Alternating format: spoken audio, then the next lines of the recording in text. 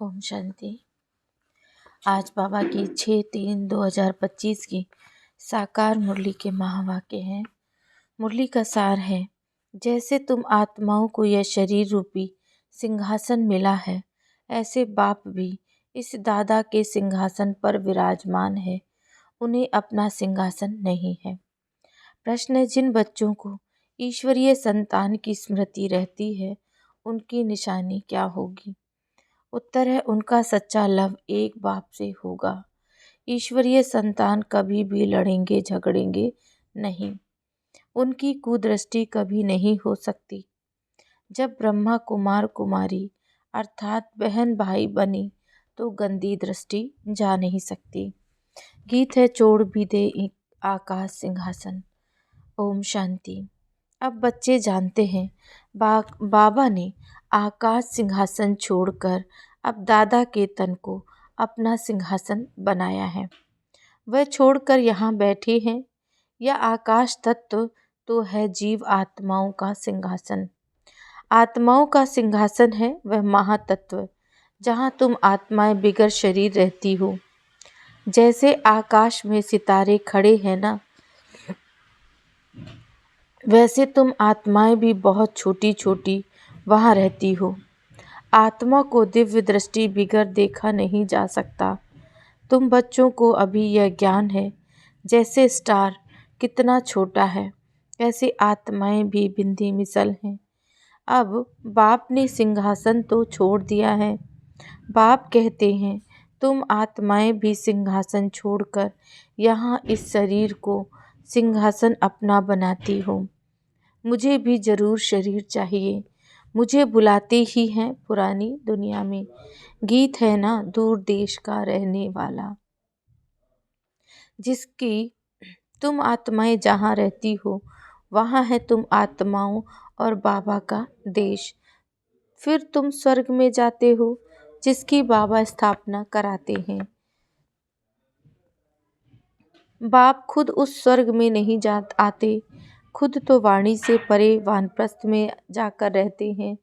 स्वर्ग में उनकी दरकार नहीं, वह तो है दुख सुख से न्यारे। तुम तो सुख में आते हो तो दुख में भी आते हो। अभी तुम जानते हो, हम ब्रह्मा कुमार कुमारियाँ बहन भाई हैं। एक दो में कुदृष्टि का ख्याल भी नहीं आना चाहिए। यहाँ तो तुम बाप के सम्मुख बैठे हो, आपस में बहन भाई हो। पवित्र रहने की युक्ति देखो कैसी है। यह बातें कोई शास्त्रों में नहीं है। सभी का बाबा एक है तो सभी बच्चे हो गए ना। बच्चों को आपस में लड़ना झगड़ना भी नहीं चाहिए। इस समय तुम जानते हो, हम ईश्वरीय संतान हैं। पहले आसुरी संतान थे, फिर अब संगम पर ईश्वरीय संतान बने हैं। फिर सतयुग में दैवी संतान होंगे। यह चक्र का बच्चों को मालूम पड़ा है। तुम ब्रह्मा कुमार कुमारियाँ हो, फिर कभी भी कुदृष्टि नहीं जाएगी। सतयुग में कुदृष्टि होती नहीं, कुदृष्टि रावण राज्य में होती है। तुम बच्चों को सिवाय एक बाप के और कोई की याद नहीं रहनी चाहिए। सबसे जास्ती एक बाप से लव हो जाए। मेरा तो एक शिव बाबा, दूसरा ना कोई। बाप कहते हैं, बच्चे अभी तुमको शिवालय में चलना है। शिव बाबा स्वर्ग की स्थापना कर रहे हैं। आधा कल्प रावण राज्य चला है, जिससे दुर्गति को पाया है। रावण क्या है, उसको जलाते क्यों हैं, यह भी कोई नहीं जानते। शिव बाबा को भी नहीं जानते। जैसे देवियों को सजा करके पूजा करके डुबोते हैं, शिव बाबा का भी मिट्टी का लिंग बनाए पूजा आदि कर फिर मिट्टी को मिट्टी में मिला देते हैं। वैसे रावण को भी बनाकर फिर जला देते हैं। समझते कुछ भी नहीं है। कहते भी हैं अभी राम राज्य है, राम राज्य अभी रावण राज्य है, राम राज्य स्थापन होना है। गांधी भी राम राज्य चाहते थे। इसका मतलब ही है कि अभी रावण राज्य है। जो बच्चे इस रावण राज्य में काम चिता पर बैठ जल गए थे। बाप आकर फिर से उन पर ज्ञान वर्षा करते हैं, सबका कल्याण करते हैं। जैसे सूखी जमीन पर बरसात पड़ने से घास निकल आता है, तुम्हारे पर भी ज्ञान की वर्षा न होने से कितने कंगाल बन गए थे। अभी फिर ज्ञान वर्षा होती है, जिससे तुम विश्व के मालिक बन जाएंगे। भल तुम बच्चे गृहस्थ व्यवहार में रहते हो, परंतु अंदर में बहुत खुशी रहनी चाहिए। जैसे कोई गरीब के बच्चे पढ़ते हैं तो पढ़ाई से बैरिस्टर आदि बन जाते हैं, वो भी बड़ों बड़ों के साथ बैठते हैं, खाते पीते हैं। भीलनी की बात भी शास्त्रों में है ना। तुम बच्चे जानते हो कि जिन्होंने सबसे जास्ती भक्ति की है, वही सबसे जास्ती ज्ञान आकर लेंगे। सबसे जास्ती शुरू से लेकर तो हमने भक्ति की है, फिर हमको ही बाबा स्वर्ग में पहले पहले भेज देते हैं। यह है ज्ञान युक्त यथार्थ बात। बरोबर हम ही सो पूज्य थे, फिर सो पुजारी बनते हैं। नीचे उतरते जाते हैं, बच्चों को सारा ज्ञान समझाया जाता है। इस समय यह सारी दुनिया नास्तिक है, बाप को नहीं जानते, नेति नेति कह देते हैं। आगे चलकर यह सन्यासी आदि सब आकर आस्तिक जरूर बनेंगे। कोई एक सन्यासी आ जाए तो उन पर सभी विश्वास थोड़े ही करेंगे, कहेंगे इन पर बीके ने जादू लगाया। उनके चेले को गद्दी पर बिठाए उनको उड़ा देंगे।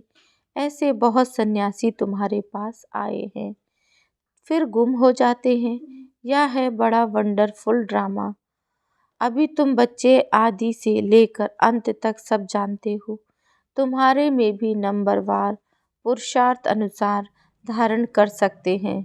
बाप के पास सारा ज्ञान है, तुम्हारे पास भी होना चाहिए। दिन प्रतिदिन कितने सेंटर्स खुलते रहते हैं। बच्चों को बहुत रहमदिल बनना है। बाप कहते हैं अपने ऊपर भी रहमदिल बनो, बेरहमी नहीं बनो, अपने ऊपर रहम करना है। कैसे, वह भी समझाते रहते हैं। बाप को याद कर पतित से पावन बनना है, फिर कभी पतित बनने का पुरुषार्थ नहीं करना। दृष्टि बड़ी अच्छी चाहिए। हम ब्राह्मण ईश्वरीय संतान हैं, ईश्वर ने हमको एडॉप्ट किया है। अब मनुष्य से देवता बनना है। पहले सूक्ष्म वतनवासी फरिश्ते बनेंगे, अभी तुम फरिश्ते बन रहे हो। सूक्ष्म वतन का भी राज बच्चों को समझाया है। यहाँ है टॉकी, सूक्ष्म वतन में है मूवी और मूल वतन में है साइलेंस। सूक्ष्म वतन है फरिश्तों का। जैसे घोस्ट को छाया का शरीर होता है ना, आत्मा को शरीर नहीं मिलता है तो भटकती रहती है, उनको घोस्ट कहा जाता है। उनको इन आँखों से भी देख सकते हैं। यह फिर है सूक्ष्म वतनवासी फरिश्ते। यह सब बातें बहुत समझने की है। सूक्ष्म वतन, मूल वतन, स्थूल वतन, इनका तुमको ज्ञान है। चलते फिरते बुद्धि में ये सारा ज्ञान रहना चाहिए। हम असल मूल वतन के रहवासी हैं, अभी हम वहाँ जाएंगे वाया सूक्ष्म वतन। बाबा सूक्ष्म वतन इस समय ही रचते हैं। पहले सूक्ष्म फिर स्थूल चाहिए। अभी यह है संगम युग, इनको ईश्वरीय युग कहेंगे, उनको दैवी युग कहेंगे। तुम बच्चों को कितनी खुशी होनी चाहिए। कुदृष्टि जाती है, फिर ऊंच पद पा ना सके। अभी तुम ब्राह्मण ब्राह्मणियाँ हो, फिर घर जाने से भूल नहीं जाना चाहिए। तुम संग दोष में आकर भूल जाते हो। तुम हंस ईश्वरीय संतान हो। तुम्हारी किसी में भी आंतरिक रग नहीं जानी चाहिए। अगर रग जाती है तो कहेंगे मोह की बंदरी। तुम्हारा धंधा ही है सबको पावन बनाना। तुम हो विश्व को स्वर्ग बनाने वाली। कहाँ वह रावण की आसुरी संतान और कहाँ तुम ईश्वरीय संतान। तुम बच्चों को अपनी अवस्था एक रस बनाने के लिए सब कुछ देखते हुए जैसे कि देखते ही नहीं, यह अभ्यास करना है। इसमें बुद्धि को एक रस रखना हिम्मत की बात है।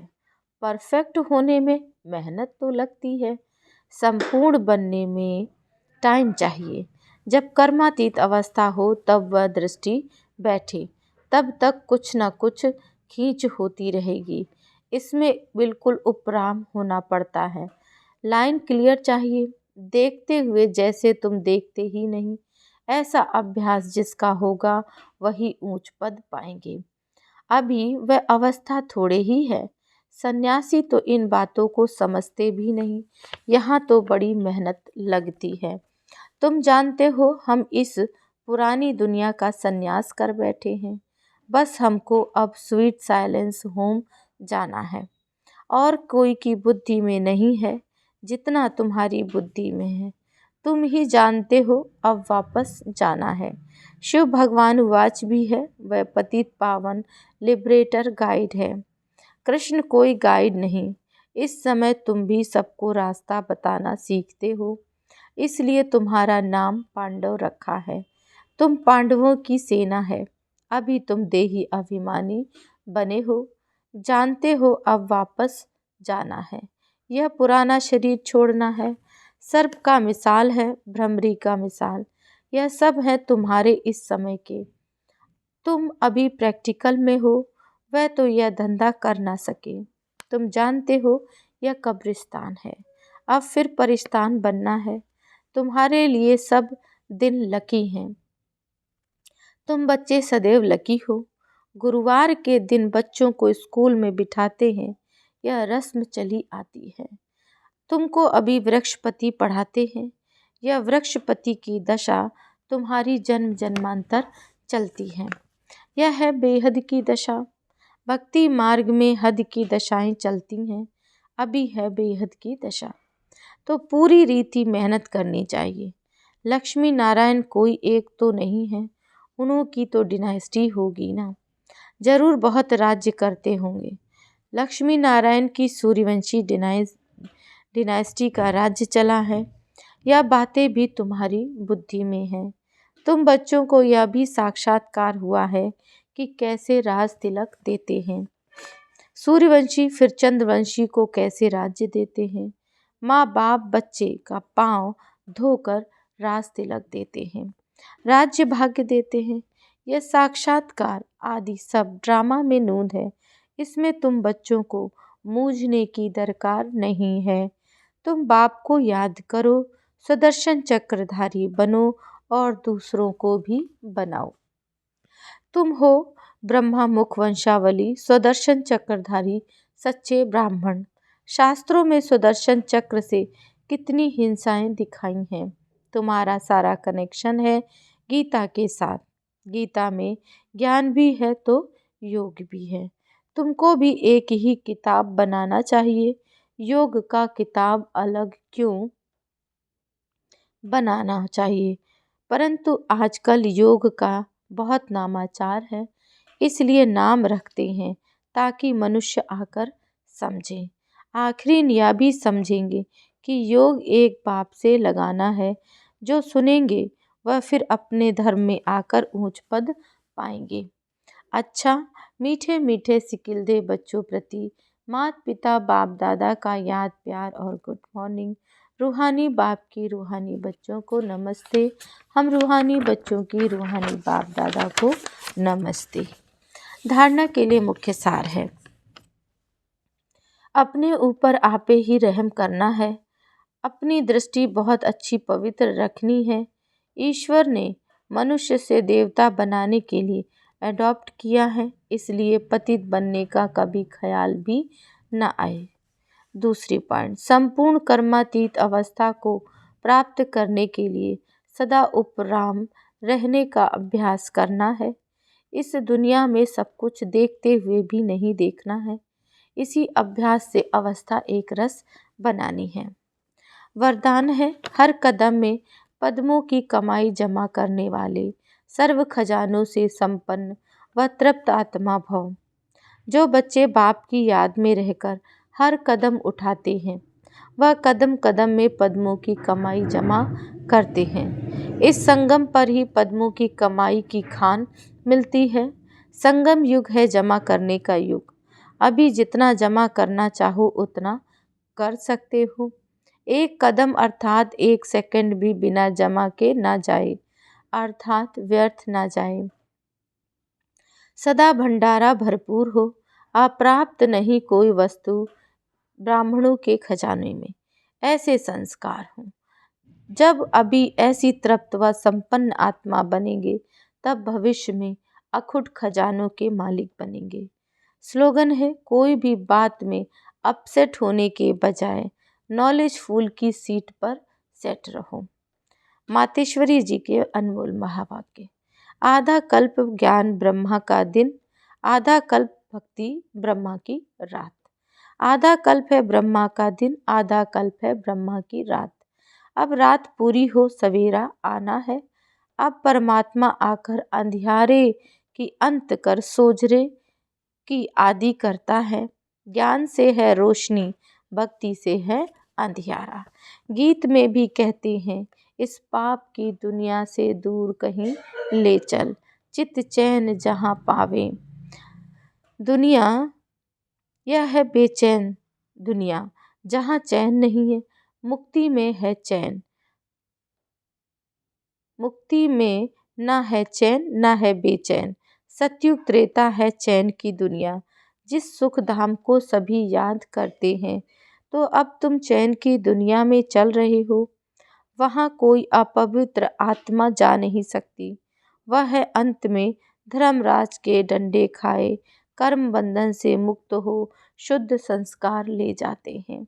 क्योंकि वहाँ ना शुद्ध संस्कार होते और ना पाप होता। जब आत्मा अपने असली बाप को भूल जाती है तो यह भूल भुलैया का अनादि खेल हार और जीत का बना हुआ है। इसलिए अपने इस सर्वशक्तिवान परमात्मा द्वारा शक्ति लेकर विकारों के ऊपर विजय पहन 21 जन्मों के लिए राज्य भाग्य ले रहे हैं। अच्छा, आज का व्यक्तिशारे है, आपके बोल में स्नेह भी हो, मधुरता और महानता भी हो, सत्यता भी हो, लेकिन स्वरूप भी नम्रता का हो। निर्भय होकर अथॉरिटी से बोलो, लेकिन बोल मर्यादा के अंदर हो। दोनों बातों का बैलेंस हो, क्योंकि जहाँ बैलेंस होता है वहाँ कमाल दिखाई देती है और वह शब्द कड़े नहीं मीठे लगते हैं। तो अथॉरिटी और नम्रता दोनों के बैलेंस की कमाल दिखाओ। यही है बाप की प्रत्यक्षता का साधन। ओम शांति।